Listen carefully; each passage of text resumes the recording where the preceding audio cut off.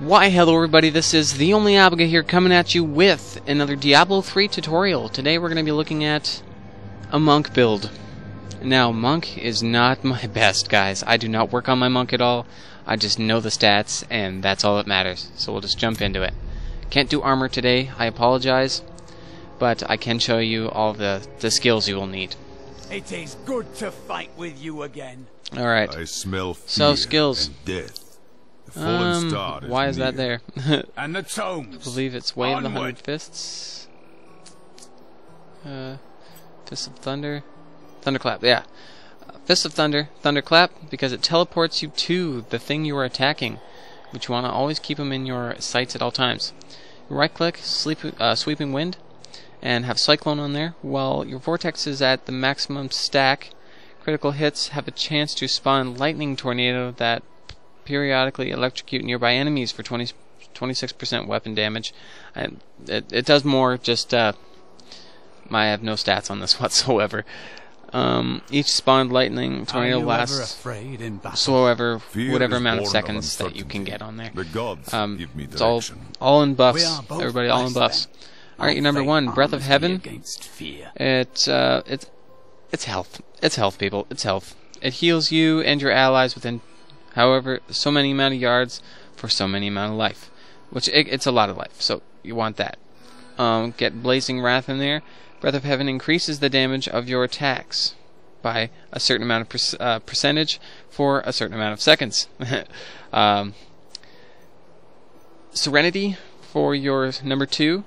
You're enveloped in a protective shield that absorbs all incoming damage for a certain amount of seconds and grants you immunity to all control impairing effects. And have Ascension on there, which increases the durations of Serenity to a certain amount of seconds. Alright, now for number 3, Blinding Flash. Creates a flash of light that blinds all enemies within a certain amount of yards for a certain amount of seconds. Elite enemies recover faster, but suffer a 30% chance to miss with their attacks. And you want Faith in the Light for a certain amount of seconds. After using Blinding Flash, all of your attacks are empowered to deal a certain amount of additional damage as Holy. Which, if you have the correct stats on here, basically you want the exact same as the Demon Hunter. As much dexterity, vitality, and everything. Alright, now for mantras, you want Mantra of Conviction.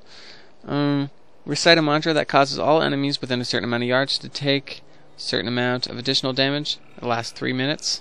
Well, a certain amount of minutes. And for a certain amount of seconds after the activation, the effect is increased to a certain amount of additional damage. Piss. This mantra, you can only have one active at a time, obviously. Now you want Overawe, which is, it increases the strength of Mantra of Conviction, so that enemies take a certain percentage additional damage and a certain percentage for the first certain amount of seconds. I apologize again for not being able to give you any of this stuff because I don't really have time to work on this guy. But go on to passive skills. Exalted Soul, increase in maximum spirit and increase in spirit regeneration. Seize the Initiative. Your armor is increased by whatever amount of percent of your dexterity. And Beacon of the Itar reduces all cooldowns by a certain percentage, which is bonus. Go for Mempo of Twilight. Vile Ward. Not sure what weapon to use, but this is where I'm going to have to leave you guys. I apologize in advance, but I can't really do much. All I know is Inna's Temperance is important. Use Inna's Temperance. And